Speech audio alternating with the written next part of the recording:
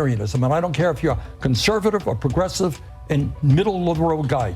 I would hope we all stand together against that movement toward huge crowds. Explain it. Why do you think it's happening? I think... Hey, welcome to the Reaction Radar. Boy, have we got a show tonight. Tonight is with Bernie Sanders and Breath. Now, without any further ado, you know how we do. Let's get into this. The American consumer, you know, when he says, I'm not concerned about toy prices, I think he doesn't understand what's going on for working class families. So selective tariffs that protect American workers and industry, good idea. Just across the board tariffs that raise prices, a very bad idea. You have this tour with Alexandria Ocasio-Cortez, Fight the Oligarchy. You've seen big crowds. Huge crowds. Explain it. Why do you think it's happening? I think, and by the way, we actually have information on this, Brett. It's not just, I'm an independent, we attract a lot of Democrats. It is not just Democrats coming out to our rallies. It is Republicans, it is a lot of independents. And why is that? I think there are a few concerns. Number one, when Trump gets inaugurated and standing behind him are the three wealthiest guys in America, Musk, Bezos, and Zuckerberg. And standing behind them are 13 other billionaires that Trump has appointed to head up major government agencies. People are really saying, really? This is a government of the billionaire class, for the billionaire class. Well, I don't think that it's the United States citizens that are complaining about that more so than the Democrats.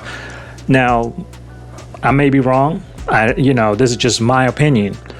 But I can care less who's standing behind the president during his inauguration.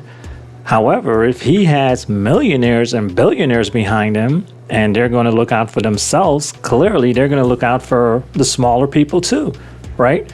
Now, if you're telling me that the people that behind you are billionaires and millionaires, right? Why wouldn't I trust them? They have already worked themselves up to a level to where, hey, they've become millionaires and billionaires. Okay, you know how to handle money. You know what you're doing with your business. Why would I be upset or mad that you have people in position that have tried something, a formula, it worked, and now you're here. So why would I even, think about batting my eye at something like that? Why? It makes no sense. So the only people that are bringing this into question and bringing this up for no obvious reasons other than, we got you, is the Democrats. But let's get back into it. People are worried about that. The other area, big deal, is the movement toward authoritarianism. You don't have a president of the United States suing the media because they did stories you don't like.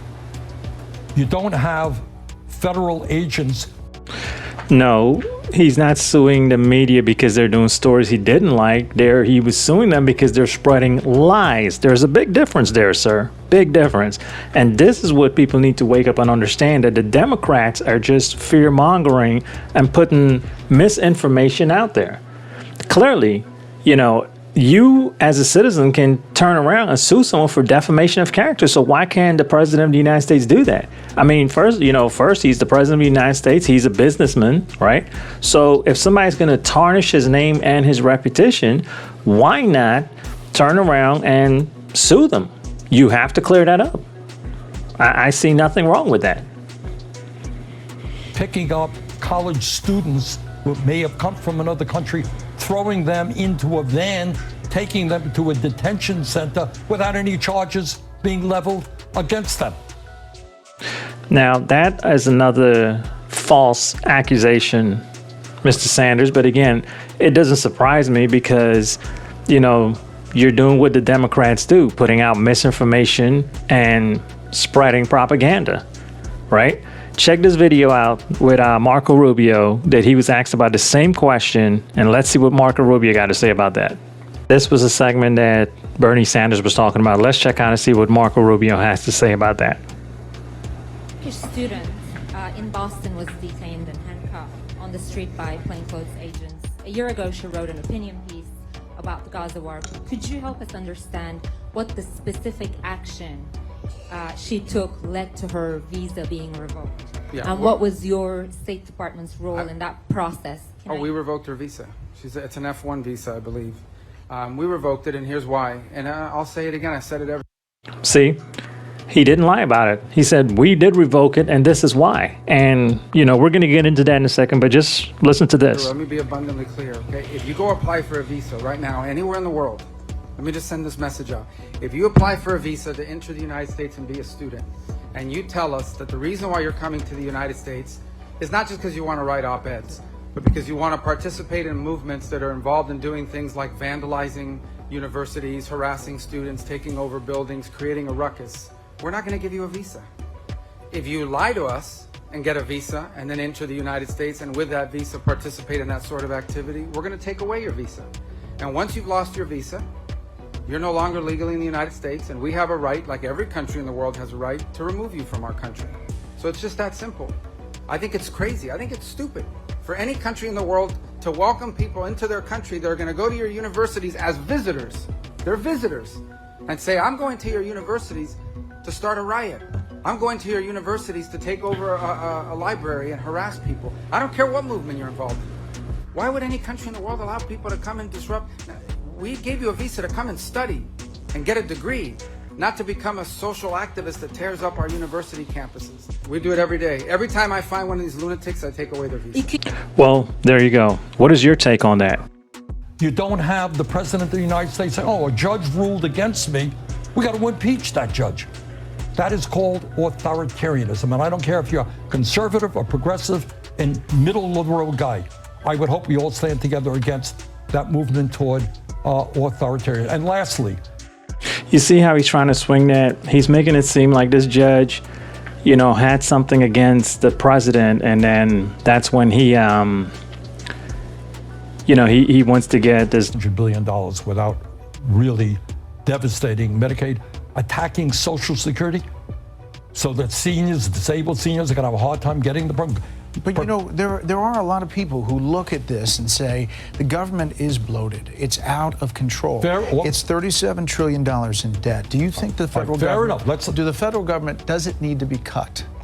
The federal government needs to be made more efficient. In some ways, it should be expanded. In other ways, cut. If you're asking me, is the federal bureaucracy a problem? You're damn right it is. Can we make it more efficient? Absolutely.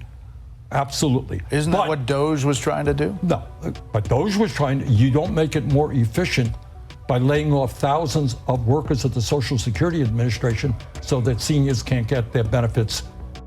Come on, seriously? Why wouldn't you want to lay off workers if, you know, it doesn't matter if they're just federal or at the Social Security Administration, but if you have a ton of people that you're paying that are not producing, again, you said that President Trump is a wealthy person. He has all these millionaire and billionaires behind him. These guys think dollars and cents. So why, if I'm a millionaire or a top financial individual, right? Why am I spending money on you if you're not producing something for me? But me, aka in this scenario, will be the United States of America. So why would I be paying you something and you're not producing for the American people when that's your job? So yes, absolutely, I completely agree with it. Cut them, and there's, you know, we're going to be able to save money because we're in the $1 trillion deficit right now, right? But again, the Democrats don't see it this way. Why are you doing this? Why? And their concerns addressed in a timely manner. You don't make the system more efficient by threatening to lay off 83,000 workers at the Veterans Administration, which will clearly impact the health care that our veterans receive. All right, last thing, you know. It's funny because, you know, for the last 4 years, they didn't care about the veterans. They didn't care about the United States citizens, you know, the ones in Hawaii, California, North Carolina, and Florida that went through those catastrophes. They didn't care about them then. Now, again, you know, once you have someone that's in office that is actually doing what they say they're going to do, now you have a problem with that. Got it. Alyssa Slotkin, senator from Michigan, she said you shouldn't be using oligarch. It's over people's head. You've gotten criticized from other people. Free Beacon says Bernie Sanders spent $221,000 on private jets fighting the oligarchy tour, paid for by friends of Bernie Sanders. That you've spent millions of dollars in campaign funds on private jet travel over the years. How do you push back on both of those things? When's the last time you saw Donald Trump during a campaign mode? You know, this is the Democrats' way. Every time you ask them a question, it just seems they have to deflect back on Trump. You know, you could be like, hey, how's the weather? Well, what did Trump do? Hey, do you have enough money for gas? Well, what did Trump do? You know, just answer the question. And it doesn't matter what Trump does. We already know, and it's established, you even admitted that Trump is a billionaire, right? The guy has his own plane. So why would he be in an airport with around, you know, the average John Doe like us? But he's not actually, you know, saying this and throwing this in people's face, unlike you, Mr. Sanders, that are like, it's about they're too wealthy and they're doing this and they're doing that, and you know they're looking out for themselves. But then here you go, right, and you're doing the exact same thing that you're chastising the president for. You know, again, you know. You know, you can chastise the president for something and then you turn around and do the same thing that you're chastising him for, right? So you're allowed to fly planes and do these things. I'm sorry, not fly planes, but use, you know, private jets to go to places because you don't want to deal with the common folks. Trump has never said anything like that, right? But let's get back into this. At National Airport. No, it doesn't. But he's also not fighting the oligarchy. Exactly. No. You run a campaign and you do 3 or 4 or 5 rallies in a week. The only way you can get around to talk to 30,000 people. Think I'm going to be sitting on a waiting line at United, waiting, you know, what, 30,000 people are waiting? That's the only way you can get around. Nope.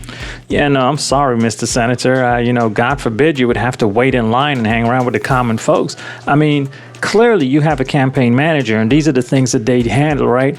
Because if you have 30 to 40,000 people waiting and it's supposed to be on Monday, then obviously and clearly you can actually book your flight sooner or earlier, right? You don't have to leave Monday to get there on Monday. It's called planning, and you know, do it strategically, right? But you can't just turn around and say, oh, well, Trump is doing this and Trump is doing that and this and that. And then you're turning around doing the same thing. And then you're like, oh, well, the only reason I'm doing that is because of A, B, C, D, X, Y, Z.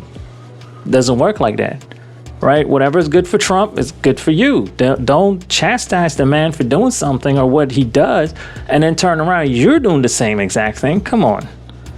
No apologies for that. That's what campaign travel is about. We've done it in the... So when Trump do something like that, it's always, oh, well, he's doing this and he's doing that. But when you get asked with the same question, it's, well, no apologies needed because this is what we've been doing and this is how it's been. This is how it's going to be.